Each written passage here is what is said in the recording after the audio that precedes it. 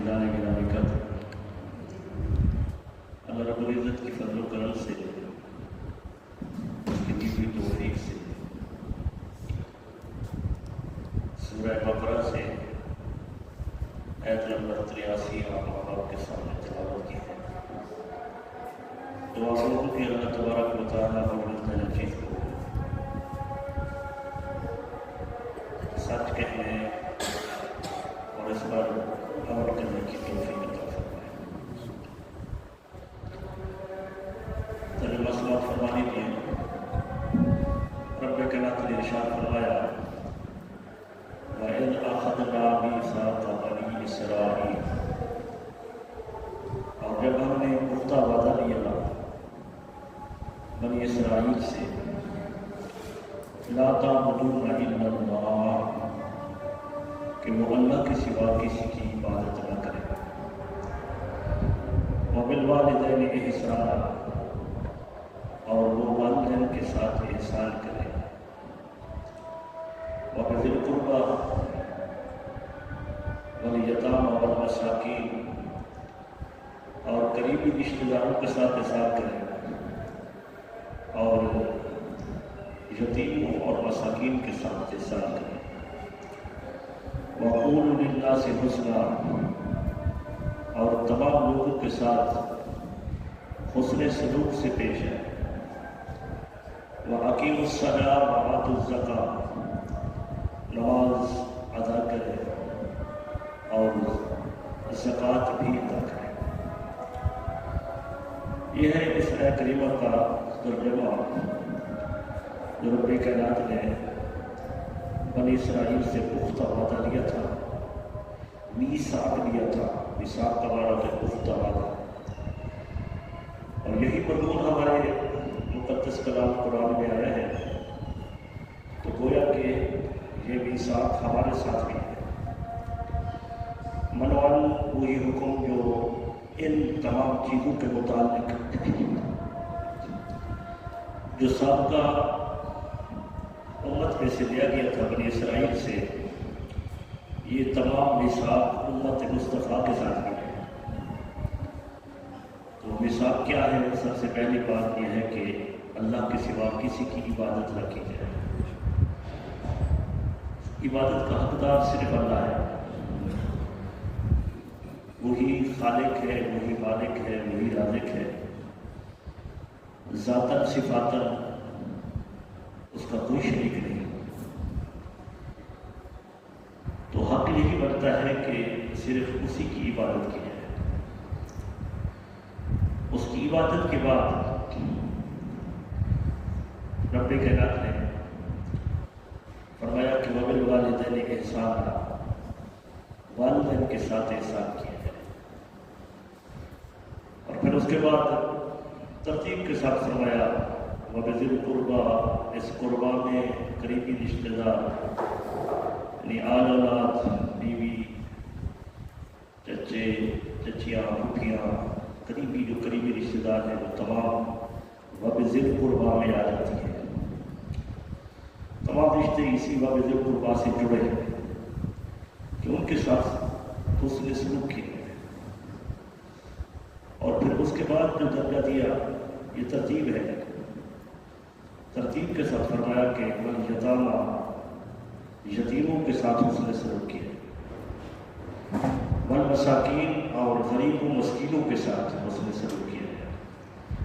اب یہ 7ویں نمبر پر آیا کہ وَأَقِیمُوا الصَّلَاةَ وَآتُوا الزَّکَاۃَ، زکوٰۃ ادا کی جائے اور نماز ادا کی جائے اور زکوٰۃ بھی ادا کی جائے۔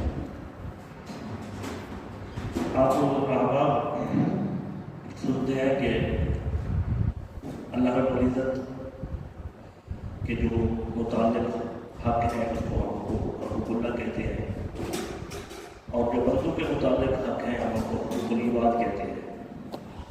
ایک بات بڑی مشہور ہے کہ اللہ چاہے گا تو اپنے حقوق معاف فرما دے گا، لیکن حقوق العباد اللہ معاف نہیں کرے گا۔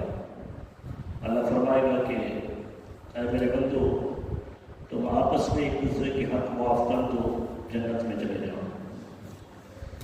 لیکن وہاں کون حق معاف کرے گا یہ پتہ نہیں ہے۔ کیونکہ وہاں تو یوم یفر المرء واخی، اس دن جو ہے ہر شخص ایک دوسرے سے بھاگے گا، امہ و ابی، ماں باپ سے وہ بھاگے گی، اولاد ماں باپ سے بھاگے گی قیامت کے دن۔ لیکن وہاں پر بھی یہ اذن ضرور ہوگا اللہ کی بارگاہ میں اللہ کی طرف سے کہ ایک دوسرے کو معاف کرو اور جنت میں چلے جاؤ۔ یہ اللہ کا کرم ہے، یہ اللہ کا فضل ہے۔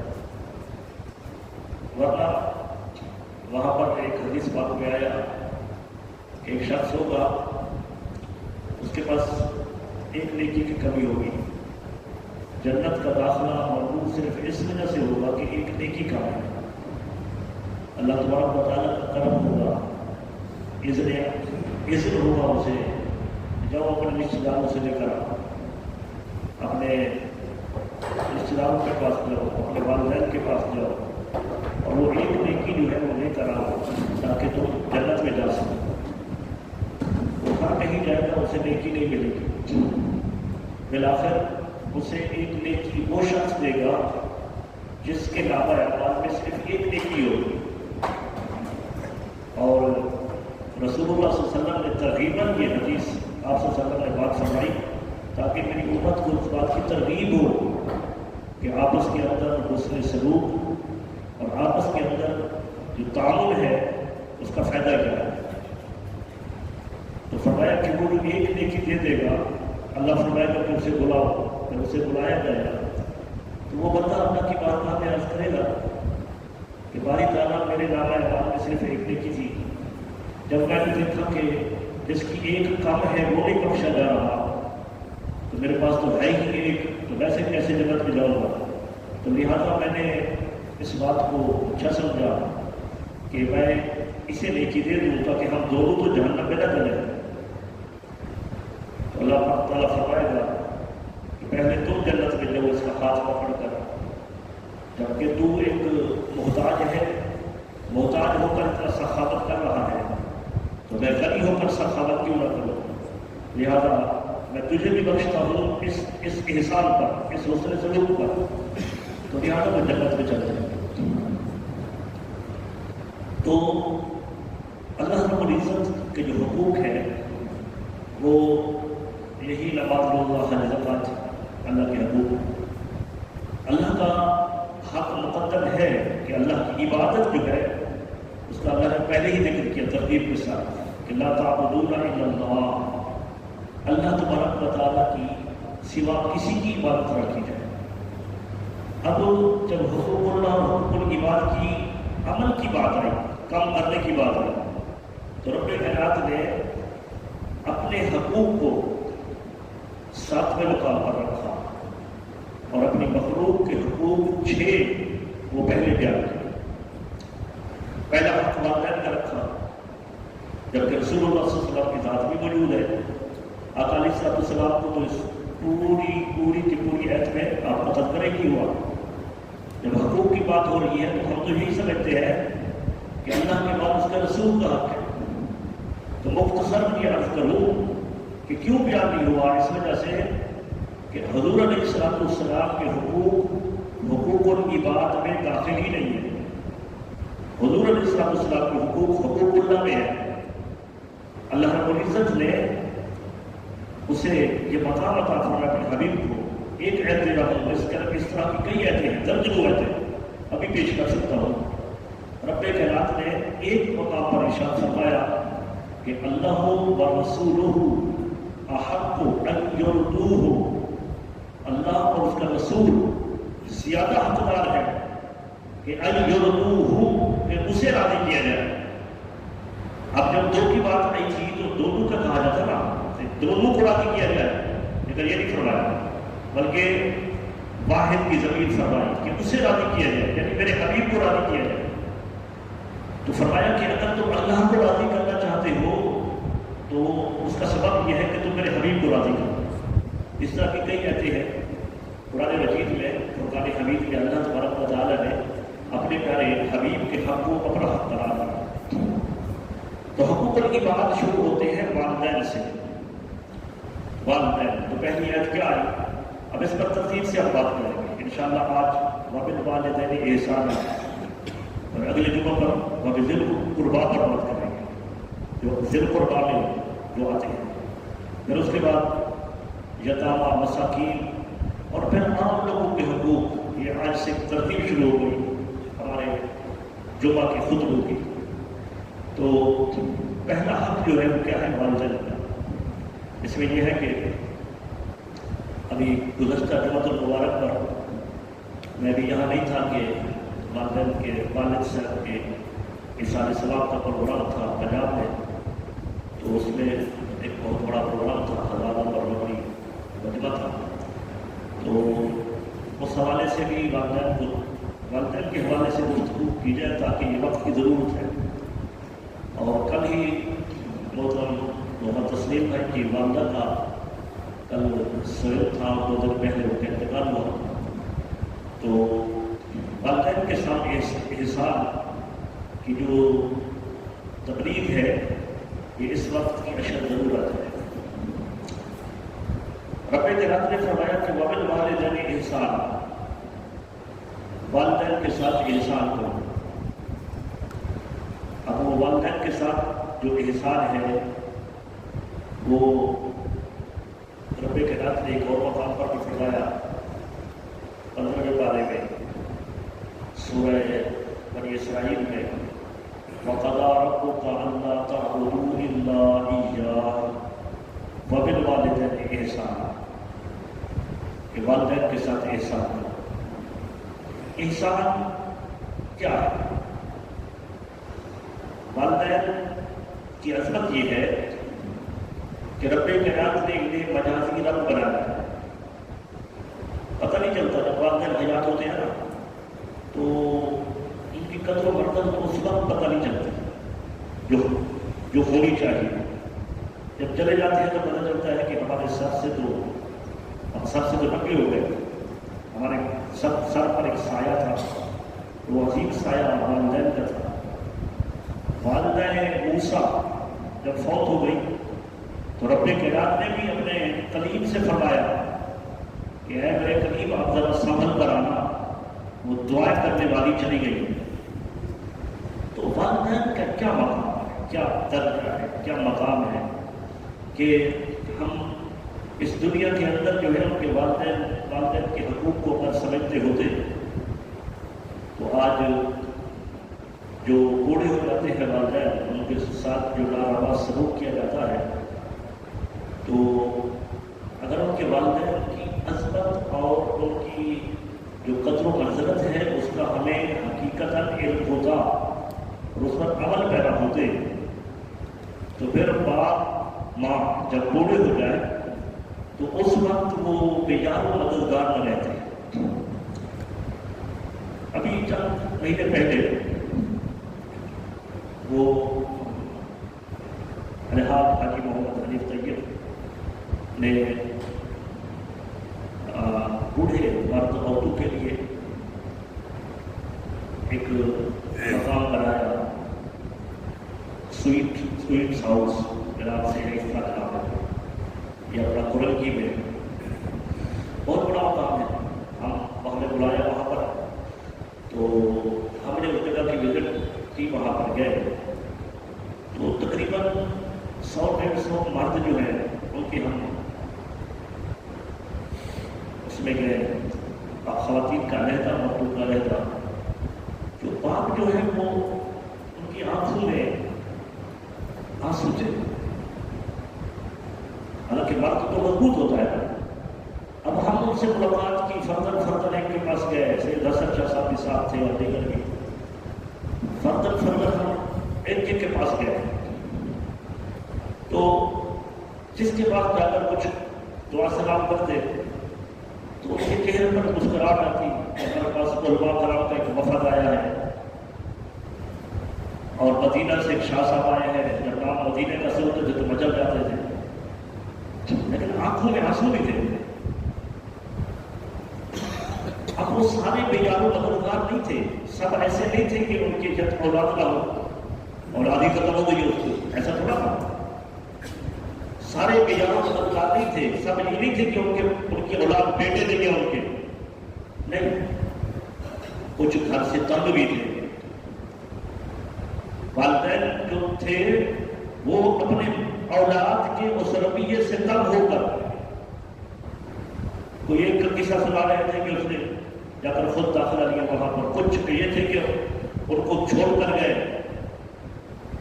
اب یہ طرفہ تماشا بنا ہوا ہے، والدین کا یہی حق ہے کہ انہیں جو ہے نا وہ آؤٹ ہاؤس کے اندر چھوڑ کر نہیں ہے، یہ حق نہیں ہے والدین کا، والدین کا یہ حق نہیں ہے۔ والدین کی خدمت فرض ہے، فرض عین ہے یہاں پر۔ آگے قرآن کی آیت بتاتا ہوں، اور کئی دفعہ سنی پڑی، میں نے بھی بیان کیا، دوبارہ بیان اس وجہ سے کر رہا ہوں کہ وقت کی ضرورت ہے۔ والدین کے ساتھ حسن سلوک، احسان یہ ہم پر فرض ہے۔ اگر ہم نے نہ کیا تو پھر ہمارے ساتھ بھی وہی کچھ ہوگا جو کچھ ہم ان کے ساتھ کر رہے ہیں، اور آخرت میں ٹھکانہ ہمارا جہنم ہی ہوگا۔ بتائیے جن کے والدین راضی نہیں ہے، والدین راضی نہیں ہے تو کہاں جائے گا؟ حدیث پاک میں حضور صلی اللہ علیہ وسلم نے فرمایا جو یہ جاننا پہچاننا چاہتا ہے کہ میرا رب مجھ سے راضی ہے یا ناراض ہے، تو کیا پتہ چلے گا؟ کیا وہ ہمارے پاس کوئی پرچی آئے گی کہ نہیں میں تم سے راضی ہوں تم سے ناراض ہوں؟ ایک ظاہری عمل تو بتاتا ہے کہ جو اللہ سے دور ہے، اللہ کے احکامات سے دور ہے، اور ایک وہ روشن خیالی میں وقت گزار رہا ہے۔ چلو ہم ایک اپنا نظریہ طے کر سکتے ہیں، یار یہ تو عبادت ریاضت سے دور ہے، جہنمی ہے، یہ بھی ہمیں حق نہیں ہے، ہمیں یہ حق نہیں ہے نا۔ وہ ہے نا کہ کسی رند کو حقارت کی نگاہ سے نہ دیکھ، کیا خبر اس قریب کو تو ہے کہ وہ مسئلہ ہو۔ تو کسی رند کو ہمیں یہ نہیں ہے حق کہ ہم ان کو کہیں، ان کے بدعمالی کو دیکھ کر طریقے سے ان کی اصلاح کی جا سکتی ہے، ان کو تبدیل کی جا سکتی ہے، اگر ان کے دوست ہیں تو ان کو سمجھا سکتے ہیں، لیکن یک طرفہ فیصلہ ہم نہیں کر سکتے کہ اپنی تو جہنمی ہے، کیونکہ جہنم جنت تو وہ مالک یوم الدین ہے، وہ جس کو چاہے عطا کرتا ہے، آخرت کے دن کا مالک ہے۔ تو لیکن یہ بات جو حضور علیہ السلام نے ارشاد فرمائی کہ اگر تم اپنے لیے فتویٰ، اپنا مفتی اپنا خود دل میں مفتی بیٹھا ہے، یہ فتویٰ دیتا ہے، اپنا گریبان کھولے، اپنے گریبان میں جھانکے اور اپنے دل سے اپنے مفتی سے پوچھے کہ میرا رب مجھ سے راضی ہے یا ناراض ہے، تو پھر اپنا دل ہی گواہی دے گا کہ تو دیکھ تیرے گھر میں جو بوڑھے والدین ہیں وہ تجھ سے راضی ہے یا تجھ سے ناراض ہے۔ اگر گھر میں رہتے والدین وہ اگر خوش ہے تو اللہ بھی خوش ہے، گھر میں رہتے والدین اگر ناراض ہے تو اللہ بھی ناراض ہے۔ تو اب جب اللہ ناراض ہوگا والدین کی ناراضگی کے سبب، جب اللہ ہی ناراض ہو گیا تو پھر ٹھکانہ کہاں بنے گا؟ جہنم نہیں بنے گا۔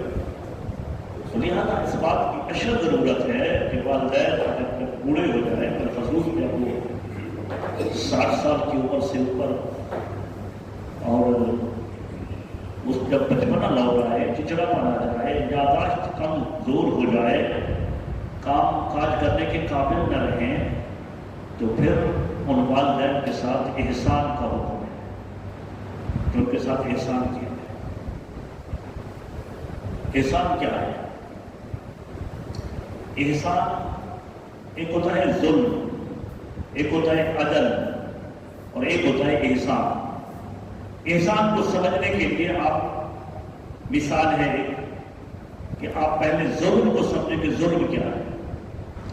عربی لغت کی ساری کتابوں میں جتنی بھی عربی لوگ کتابیں ہیں، منجد ہے، اس کے علاوہ لسان العرب ہے، اور دیگر کتابیں بھی، جو کتاب ہے عربی لغت کی، ان میں اگر آپ پڑھیں کہ ظلم کیا ہے، تو ظلم کا معنی یہ لکھا ہے کہ وضع الشیء لغیر محلہ، کسی چیز کو مناسب مقام پر نہ رکھنا، ایک چیز کا کوئی مقام ہے مناسب، اس مقام پر اس چیز کو نہ رکھنا یہ ظلم ہے۔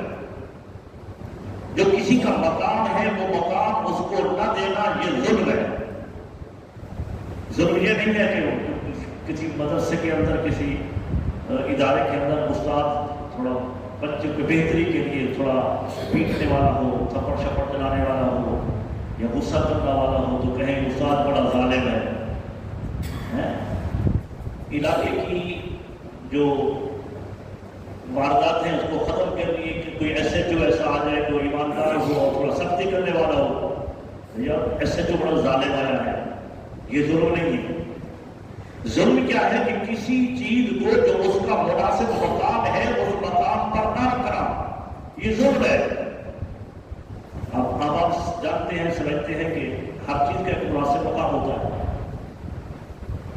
قرآن کا مناسب مقام بلند جگہ ہے کہ جہاں بیٹھے تو اوپر بلند جگہ پر رکھے۔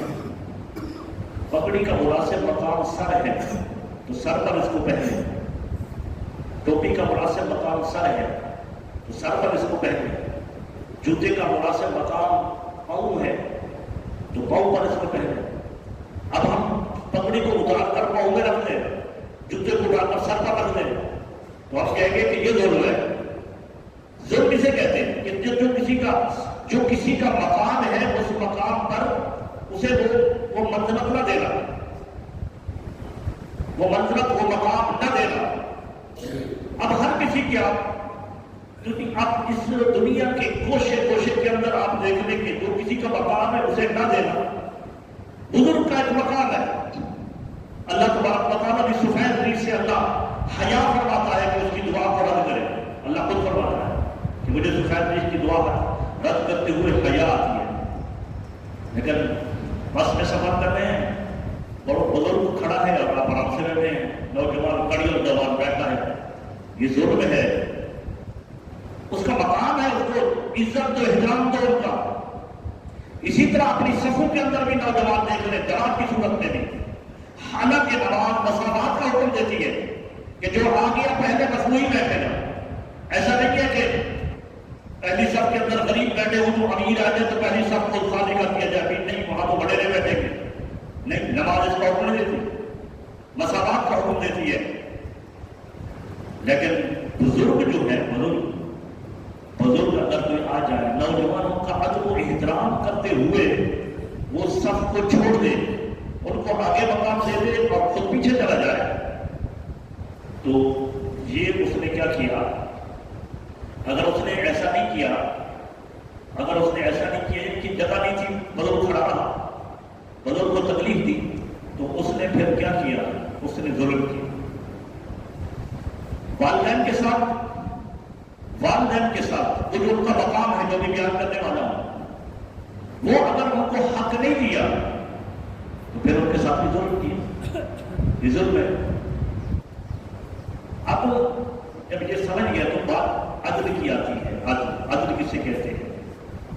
ہم بڑے قصے کہانیاں سنتے ہیں کہ فلاں عادل بادشاہ تھا، فلاں بندہ ابھی بھی عادل ہے، جو بھی فیصلہ کرتا ہے عدل سے کرتا ہے۔ تو عدل کا مقام جو ہے وہ بلند ہے۔ عدل کا معنی عربی لغت میں ہے کہ وعدہ الشیء بمحلہ، جو مناسب مقام ہے اس جگہ پر کسی چیز کو جگہ دے دینا، اس کو عدل کہتے ہیں۔ جو استاد کا ایک مقام ہے، اس استاد کو وہ مقام دینا یہ عدل ہے، اس مقام سے گرانا یہ ظلم ہے۔ امام کا ایک مقام ہے، وہ مقام دینا عدل ہے، اس سے کم کرنا ظلم ہے۔ والدین کا ایک مقام ہے، اس کو مقام دینا یہ والدین کے لیے عدل ہے، حالانکہ اللہ نے عدل کا حکم نہیں دیا، وہ آگے فرماتا ہوں، آگے بات عرض کرتا ہوں۔ تو وہ مقام دینا جو ہے، نہ دینا وہ مقام ظلم ہے۔ اس طرح آپ دیگر پر قیاس کر لیجیے۔ اب احسان کیا ہے؟ احسان یہ ہے، احسان اور عدل کا آپس میں معاملہ ہوتا ہے۔ اب ظلم کو چھوڑ دیں، آپ آ جائیں عدل اور احسان پر۔ رب کائنات نے اپنے مقدس کلام میں جہاں کہیں بھی فرمایا وبالوالدین احسانا، والدین کے ساتھ احسان کرو۔ اب احسان کا حکم دیا، عدل کا حکم نہیں دیا۔ کہ والدین کے ساتھ عدل کرو۔ اب عدل کیا ہے کہ ہر چیز کو اس کے مقام پر رکھنا، جو اس کا حق ہے اسے دینا، یہ ہے عدل۔ احسان یہ ہے کہ حق سے زیادہ دینا، جو حق ہے، جو اس کا حق کرتا ہے، کسی کا حق کرتا ہے، وہ حق پورا کا پورا آپ دیں گے تو یہ بنے گا عدل، اور اس حق سے زیادہ دیں گے تو یہ بنے گا احسان۔ تو رب کائنات نے اپنے مقدس کلام پاک میں کہیں بھی رب کائنات نے عدل نہیں فرمایا بلکہ احسان فرمایا۔ اب زیادہ لمبی چوڑی بات کرنے کی مجھے ضرورت نہیں ہے، اس لیے کہ آپ ہمارے ذی شعور اور صاحب علم ہے، آپ جانتے ہیں اور اس بات کو بھی سمجھتے ہیں کہ ہمارے ساتھ والدین نے کتنا کچھ کیا اور ہم کیا کر رہے ہیں۔ اگر ہمارے ساتھ نیکی، ہمارے ساتھ بھلائی، ہماری بہتری کے لیے ہمارے والدین نے جو کچھ کیا، آج ہم اتنا ہی کر رہے ہیں تو ہم پھر عدل کر رہے ہیں، جبکہ آج تو ظلم ہو رہا ہے۔ آج والدین کو مقام نہیں مل رہا تو ظلم ہو رہا ہے نا۔ اگر اتنا کر رہے ہیں جتنا والدین نے کیا تھا تو ہم کیا کر رہے ہیں؟ عدل کر رہے ہیں۔ رب کائنات نے عدل کا حکم نہیں دیا، احسان کا حکم دیا، جو کچھ کیا اس سے زیادہ دو۔ وہ والدین کہیں سے وہ کام کاج کر کے، نوکری کر کے جب واپس گھر میں آئے، بیچارے کھانا بھی نہ کھائے، والد سارا دن ڈیوٹی کرے گا، کھانا بھی نہ کھائے، کچھ پسند کی چیز فروٹ بھی نہ کھائے، اور جو کچھ لے کہے نہیں بھوکا ہوں، بے شک ابھی زیادہ بھوک لگی ہے لیکن بچوں کے ساتھ جا کر کھاؤں گا۔ ایسا ہوتا کہ نہیں؟ والدین ایسا کرتے ہیں کہ نہیں؟ خود نہیں کھاتے، اولاد کے لیے رکھتے ہیں، چیز تھوڑی ہے تو خود نہیں کھاتے، اولاد کے لیے۔ تو اب وہی بیٹا جو بچپن میں تھا اس کے لیے وہ ہر اس کی منشا، ہر اس کی ضرورت کو پورا کرتا تھا، ہر اس کی خوشی میں شریک ہوتا تھا۔ بیٹا جو کہتا تھا وہ کرتا تھا والد۔ وہی باپ اگر سننے وہ کبری کے چلا جائے، بڑھاپے کے چلا جائے، وہی بیٹا اگر کوئی چیز لے کر آئے تو وہ اپنے بیگ کے اندر اپنی بیوی محبوبہ کے لیے جو چھپا کر اس کمرے میں لے جائے، والدین کو نہ دو۔ بتائیے اس نے احسان کیا ہے یا اس نے عدل کیا ہے یا ظلم کیا ہے؟ اس نے ظلم کیا ہے، ظلم کیا ہے اس نے، اور یہ ظلم آپ ہو رہا ہے، یہ ظلم آپ ہے۔ جو کچھ پسند کرتے ہم، وہی باپ ہے، بیٹا چھوٹا ہے، وہ چلنے پھرنے کے قابل ہے، باپ اس کی خوشی کے لیے گھوڑا بنتا ہے، آؤ میرے پیٹھ پر سوار ہو جاؤ۔ ایسا ہوتا ہے کہ نہیں؟ وہ باپ جو ہے اس کی ہر مرضی، ہر ان کی خواہش کو پورا کرتا ہے۔ وہی جب بڑا ہو جائے تو وہی والدین کو وہ الفاظ بکے، الیاز، اللہ کی بارگاہ میں توبہ، یہاں تک کہ آج کل تو مار کٹائی بھی ہوتی ہے۔ بتائیے ایسی اولاد کا ٹھکانہ کہاں ہوگا؟ وہ اپنے آپ کو تصور کرتے ہیں کہ ہم جنت میں جائیں گے، جنت کی خوشبو تک نہیں سنیں گے، اور والدین کے ساتھ جو کچھ جو کر رہا ہے وہی اس کا بدلہ دنیا کے اندر بھی دیکھ کر جائے گا کہ اس کی اولاد اس کے ساتھ کیا کرتی ہے۔ تو لہٰذا والدین اگر حیات ہیں تو غنیمت ہے ان کی خدمت کرنا، کہ اللہ نے موقع دیا ہے کہ ان کی خدمت کریں، جنت کو حاصل کریں۔ اور اگر فوت ہو گئے ہیں تو پھر ان کے لیے دعائیں مغفرت کریں، دعائیں مغفرت، ان کے لیے دعاؤں کا اہتمام کریں، ان کے لیے نیک بنے۔ اس طرح جس طرح بوڑھے ماں باپ کی دعا اولاد کے حق میں اللہ رد نہیں کرتا، اسی طرح نیک اولاد کی دعا بھی والدین کے حق میں اللہ رد نہیں کرتا۔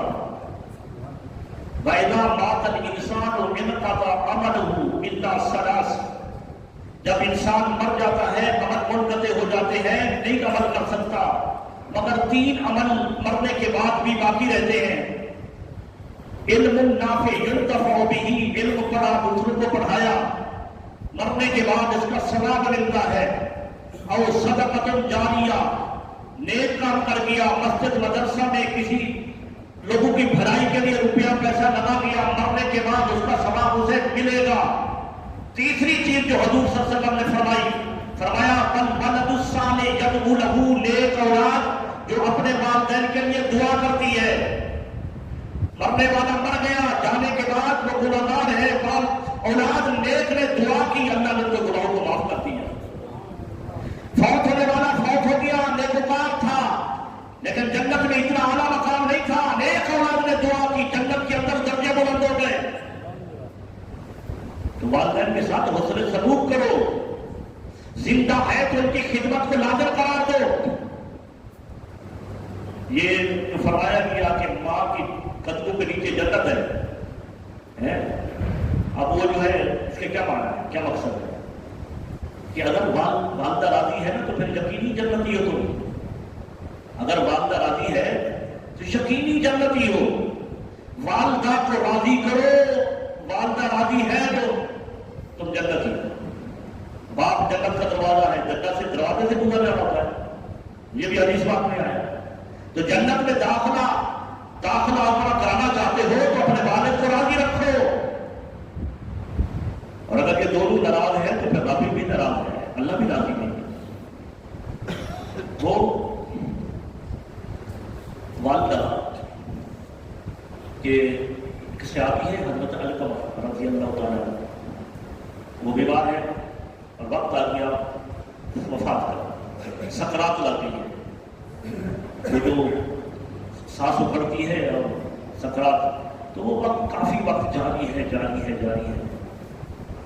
ان کی بیوی نے حضور علیہ السلام کی طرف پیغام بھیجا، یا رسول اللہ آپ کا غلام علقمہ سکرات لگی ہے اور سانس نہیں نکل رہی، اٹکی ہے سانس گلے میں۔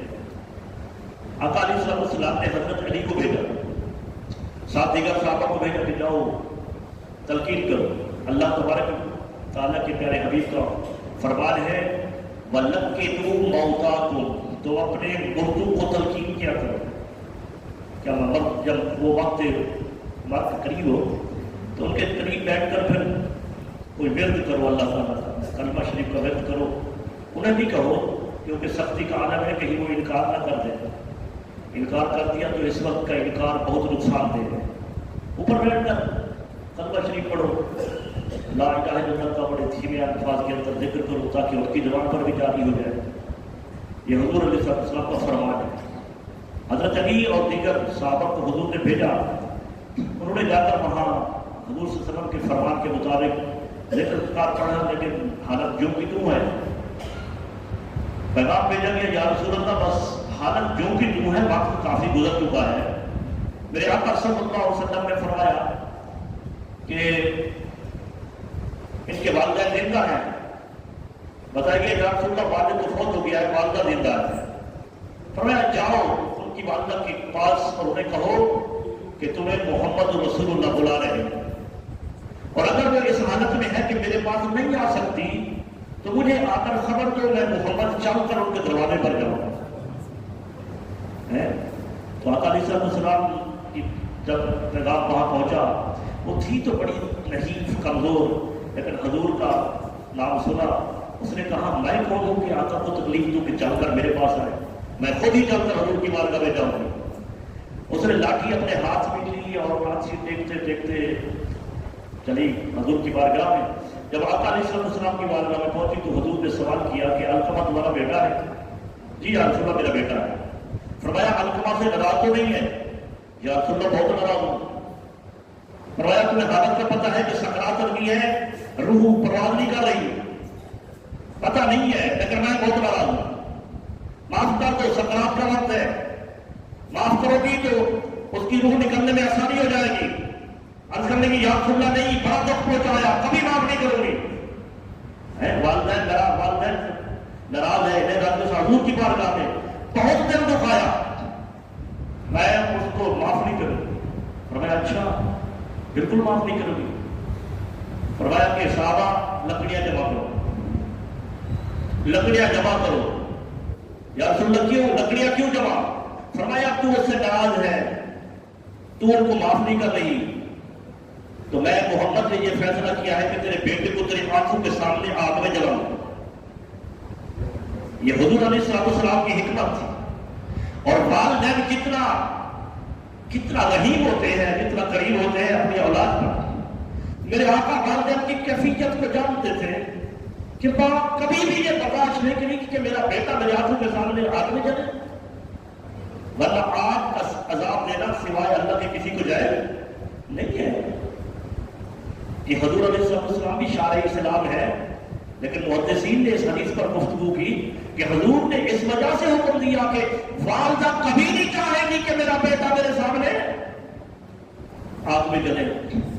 یا رسول اللہ یہ میری سامنے میرا بیٹا آگ میں جلے. یا رسول اللہ نہیں، ایسا نہیں ہو سکتا، میں اپنے بیٹے کو معاف کرتی ہوں. ادھر معاف کیا، ادھر علقمہ کی روح پرواز کر گئی. وہ کون تھا؟ علقمہ کون تھا؟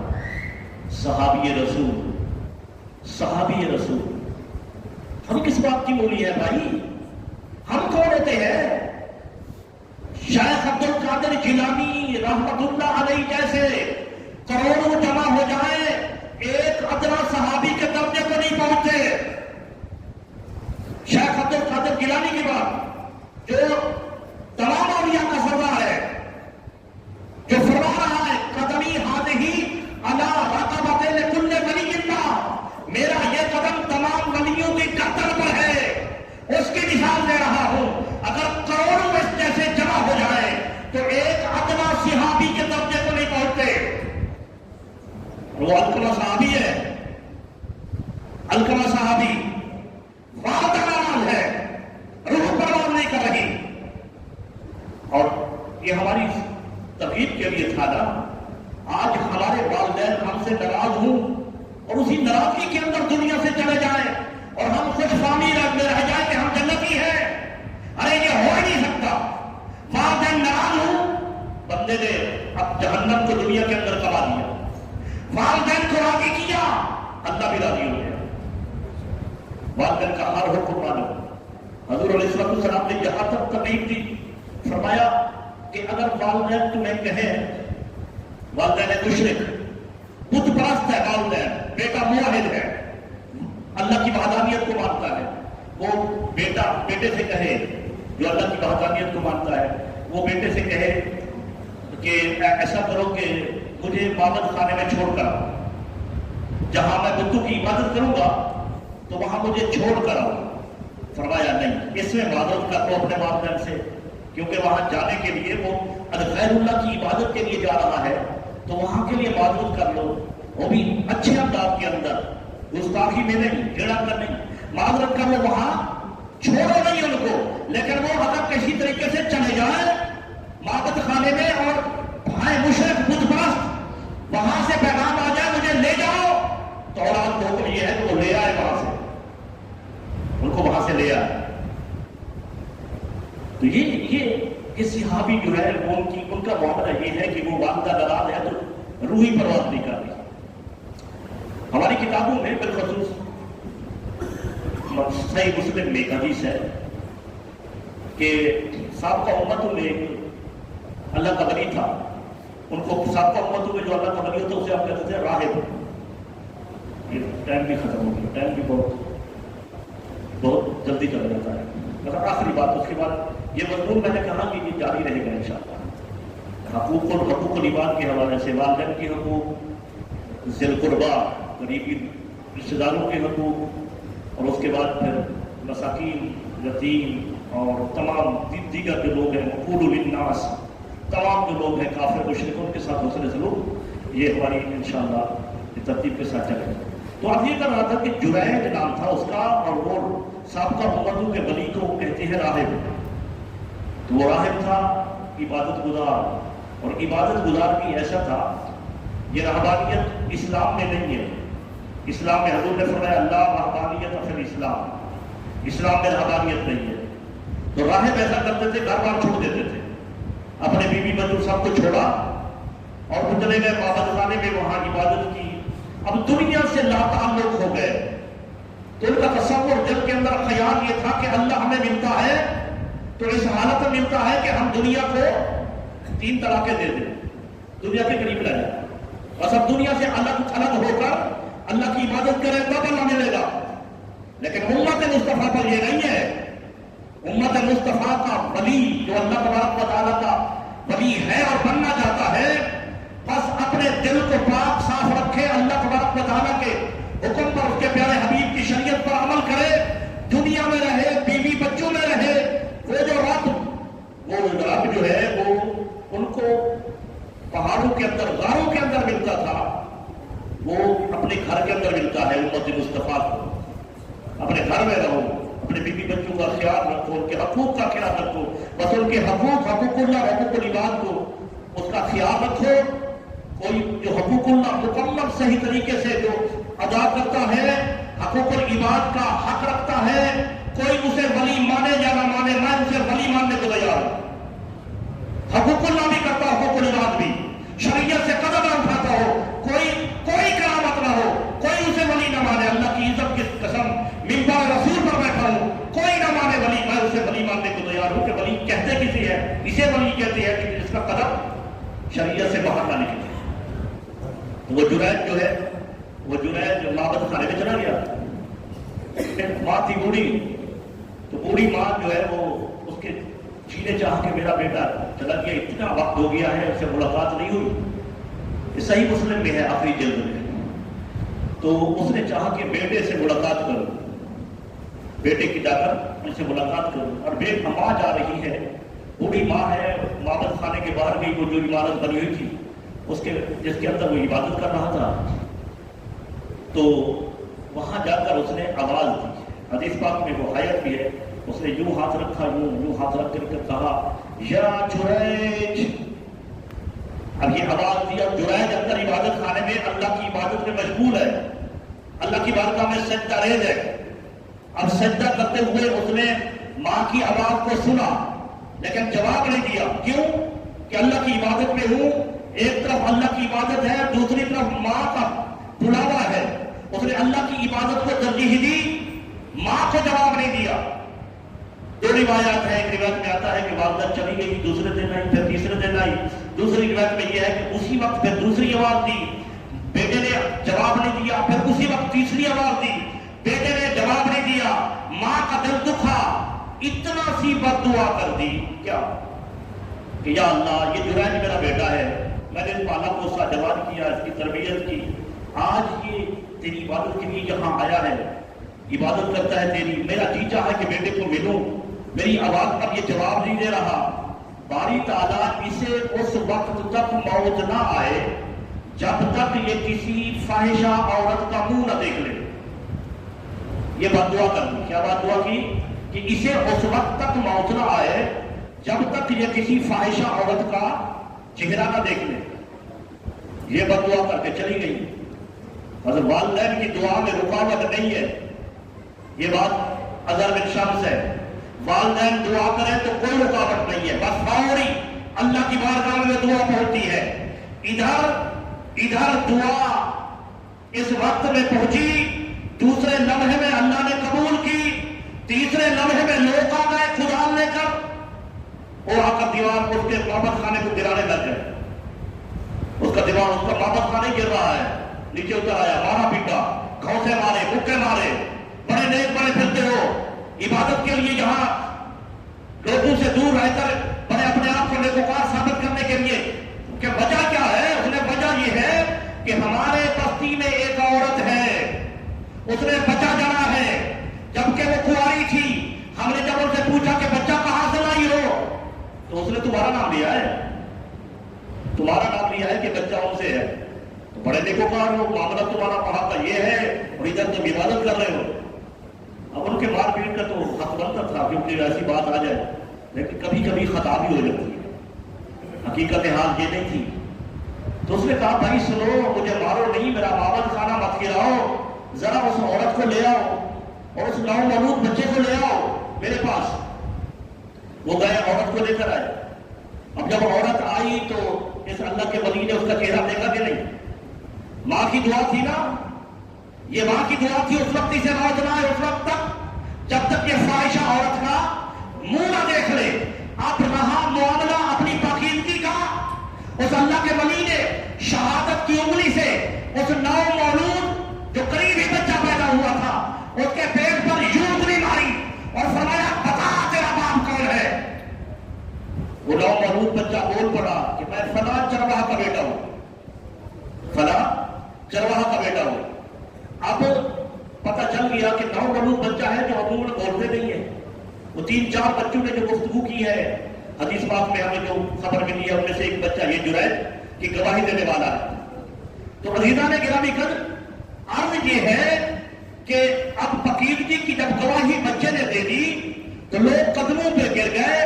عبادت اور ریاضت جو عابد کرتا تھا اس کی قدر و منزلت میں اضافہ ہو گیا، لیکن وہ ماں نے جو کہا تھا کہ اس وقت سے اترا ہے جب تک یہ فاحشہ عورت کا چہرہ نکلے، تو اس نے فاحشہ عورت کا چہرہ دیکھ لیا کہ نہیں؟ اب محدثین فرماتے ہیں، محدثین والدین کی عظمت کو سمجھے، والدہ کی عظمت کو سمجھے، والدین کے مقام کو سمجھے۔ محدثین حدیث کی شرح کرتے ہوئے فرماتے ہیں کہ اگر والدہ کہہ دیتی نا، اگر والدہ بڑا عبادت گزار تھا، بڑا نیکوکار تھا، لیکن اگر والدہ یہ بد دعا کر دیتی کہ اسے اس وقت تک موت نہ آئے جب تک یہ بدکاری میں مبتلا نہ ہو جائے، تو محدثین کہتے ہیں کہ وہ عبادت اس سے چھن جاتی، وہ سب سجدے سجود اس کے چھن جاتے، یہاں تک کہ وہ والدہ کی دعا اتنا اثر رکھتی ہے وہ زنا کے اندر مبتلا ہو جاتا۔